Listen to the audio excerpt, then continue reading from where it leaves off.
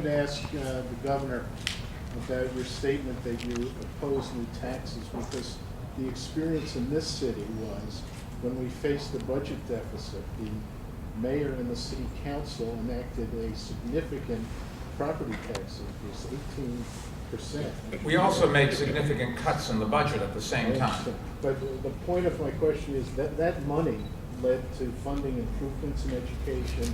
It kept amenities in the parks and libraries, and it kept the people in the city at a time when a lot of people thought people would leave this city.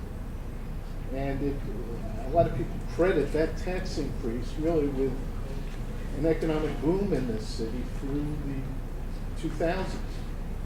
And there's also been a political sort of dichotomy where Republicans tend to say that the Democrats are tax and spend Democrats and Republicans are opposed to taxes. So I'm asking you why you feel that when a state faces fiscal crisis, taxes should be off the table. This report, in interest of full disclosure, is from Bloomberg News. Got it. First of all, let me just say, you said Democrats versus Republicans. I don't say that because to me this is that's irrelevant. What is relevant is that each state in each city is different. We, for instance, in California, I've traveled up and down the state, that we have seen cities that don't have a problem because they have put aside a rainy day fund. So they prepare themselves for a downturn like this.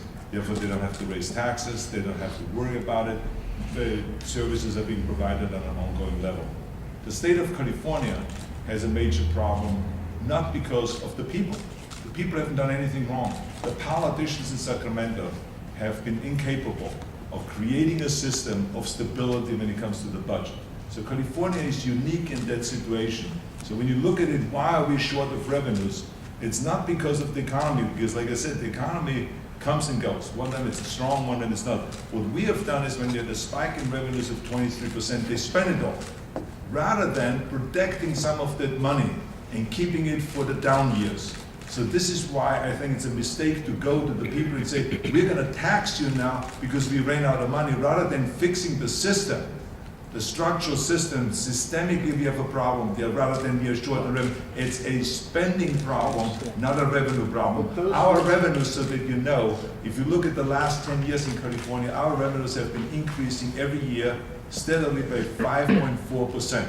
So therefore, there's never a reason why to make any cuts to any program. It's just because they grab all that money and spend it all. When there is more money, when there's less money, they don't have it. We're not out. The so same we thing can't happens. go to the people every Same time thing to raise happens in taxes. New York. New York State doesn't save anything. They keep spending more. In fact, there is a state law that prohibits New York City from having a rainy day fund.